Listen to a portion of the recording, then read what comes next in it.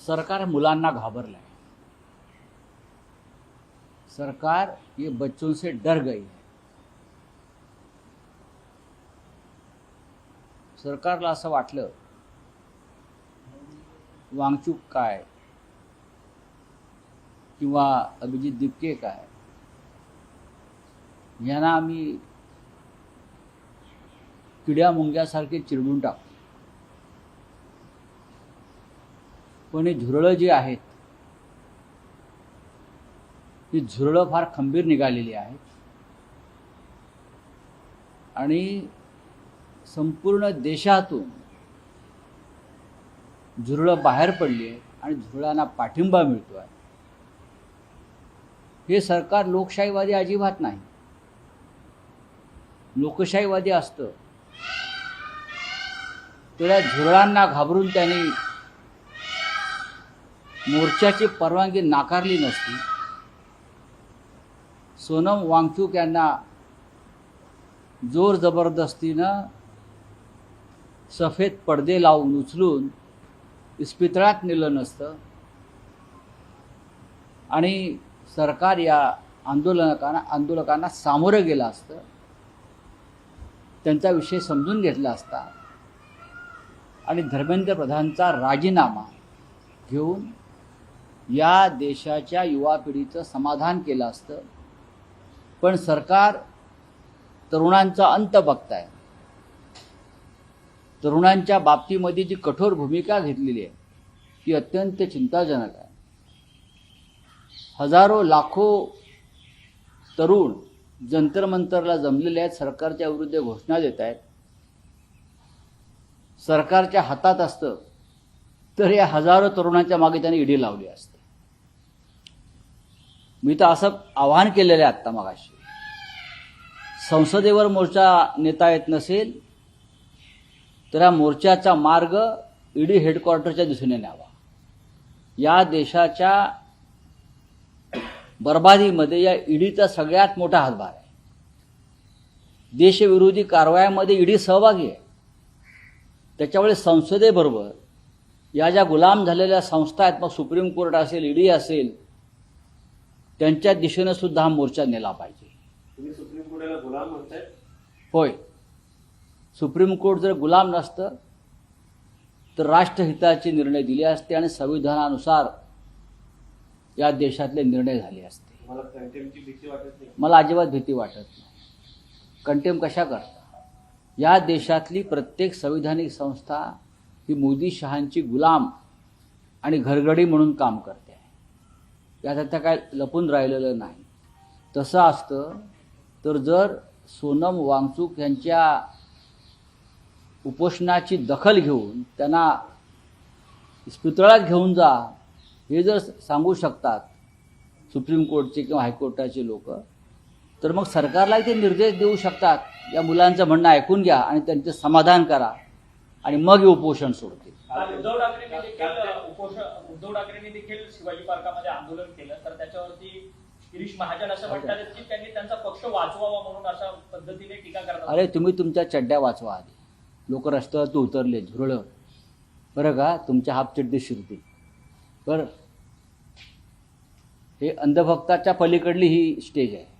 हे जी तुम्ही याची नावं घेताय ना, ही अंधभक्ताच्या पुढली स्टेज आहे। देशात काय चाललं आहे? हजारो तरुण रस्त्यावरती उतरले आहेत।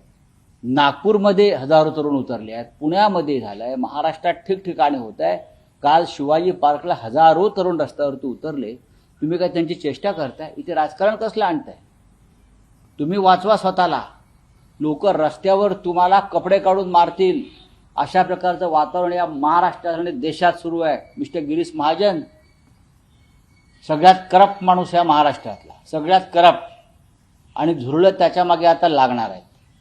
तर काल सोनम वांगचूक यांच्या पतीने दिल्ली उच्च न्यायालयामध्ये अपील केलं होतं, त्यांच्या पतीचे उपचार हे खाजगी रुग्णालयात करावे। बघा, ते त्यांचं अपील फेटाळलेलं आहे।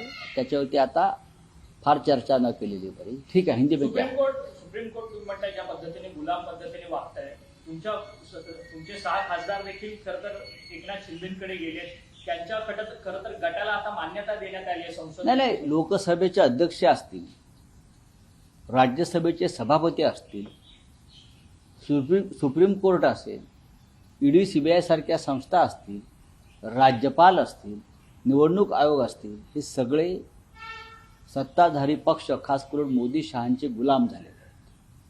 आणि म्हणूनच जंतर मंतरला जे एक प्रचंड आंदोलन सुरू आहे हे या गुलामगिरीच्या बेड्या तोडण्यासाठी आहे. पण आजपासून पावसाळी अधिवेशन सुरू होते. विरोधी पक्षांची काल बैठक पार पडलेली आहे. सर्वपक्षीय बैठकीला देखील बैठक झाली. काय नक्की अजेंडा असणार आहे? आता पुन्हा 10 वाजता मीटिंग आहे. मी त्या मीटिंगला निघालो. ती मीटिंग संपल्यावरती आम्ही निर्णय घेऊ जंतर मंतरवर जाण्याचा. काल ऑल पार्टी मीटिंग संपली, त्याच्यानंतर सुप्रिया सुळे ज्यावेळेस बाहेर पडल्या त्यावेळेस त्यांनी राजनाथ सिंगांच्या पाया पडल्या.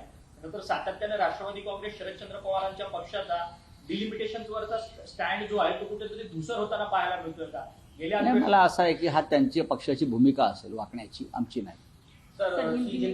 बोलिए. सर, संसद मार्च जो है पुलिस दिल्ली पुलिस अलाउ नहीं करेगी, हर जगह बैरिकेडिंग कर रखी है, किस तरीके से देखते हैं आप? पुलिस सरकार खास करके प्रधानमंत्री और गृह मंत्री जी 56 इंच की सीना वाले लोग ये बच्चों से डर गए. ये बच्चों से पूरी तरह से डर गए हैं, हताश हैं. उनको समझ में नहीं आया कि क्या होने जा रहा है और क्या होगा और आगे क्या होने वाला है. ये जो कॉकरेज जनता पार्टी है उनको लगा कीड़े मकोड़े की तरह हम उनको ख़त्म कर देंगे, लेकिन नहीं. ये कॉकरोच जंतर मंतर पर हजारों की लाखों की तादाद में आज है.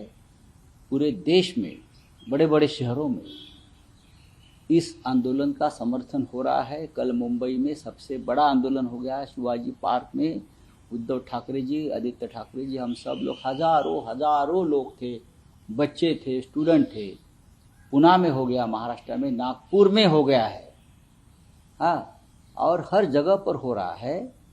आप क्या करोगे? आप इतने जो लाखों लोग बाहर आ रहे हैं उनके ऊपर आप ईडी लगाओगे क्या? CBI पीछे, उनके पीछे CBI लगाओगे?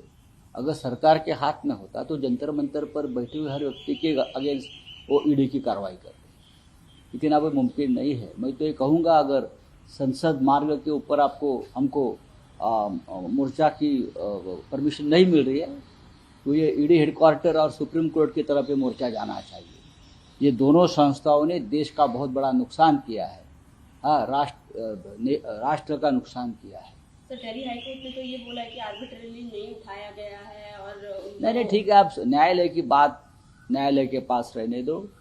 और जो बच्चे आप जंतर मंतर पर बैठे हैं, हर बच्चा नेता है, उनको कोई नेता नहीं है. सर, सोनम वांगचुक की पत्नी ने काफी गंभीर आरोप लगाए हैं कि जो पोटेशियम कम होने की बात की थी वो सरासर झूठ है. उन्होंने ब्लड टेस्ट भी कराए हैं. हाईकोर्ट देखिए, मैंने ये कहा है कि सभी कोर्ट इस देश की प्रधानमंत्री और गृह मंत्री की गुलाम बन गए. ये बहुत गलत बात है देश के लिए, लोकतंत्र के लिए, हमारे फ्रीडम के लिए. सब गुलाम बन गए हैं.